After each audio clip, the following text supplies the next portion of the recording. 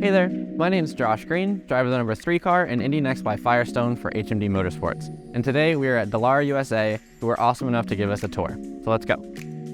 Well, welcome. Thank This you. is Dallara IndyCar Factory. It's also called Main Street Events.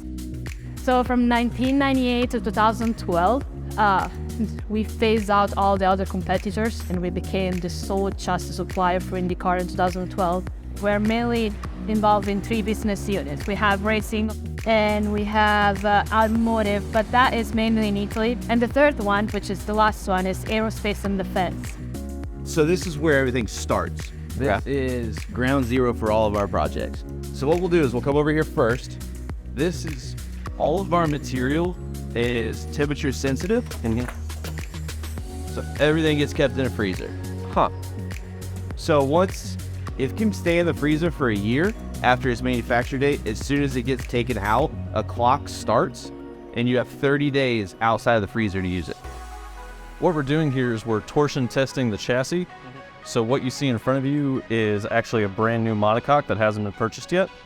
But typically what will happen as a team, and this happens for IndyCar and the NXT series, as a team has a car for a couple of years, as it gets used up, in the off season they'll send it to us, we'll bolt it to that plate at the back of the arrangement here, and then we'll use these turnbuckles to apply torsion or torque to the monocoque to verify its stiffness. So what happens when a car has too much torsion?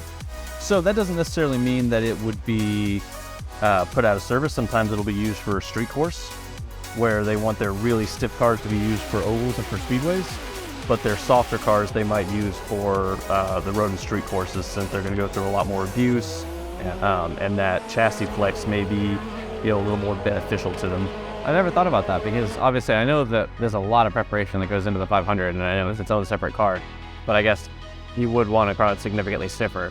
So a less used car would then make a lot more to have on that sort of side of the project. Right, which is why teams at times will buy brand new cars for the 500 and their previous 500 cars will get used for the other races. So as they've used it a couple of years and then may get relegated to the road and street courses. One more reason I'm super thankful to be here at Dallara, USA is their awesome simulator they have out in the back that both the Indy Nxt and IndyCar drivers are allowed to use. If I finish in the top 3 of the championship, it'll be a great tool for me to be able to develop my skills and head into the NTT IndyCar series.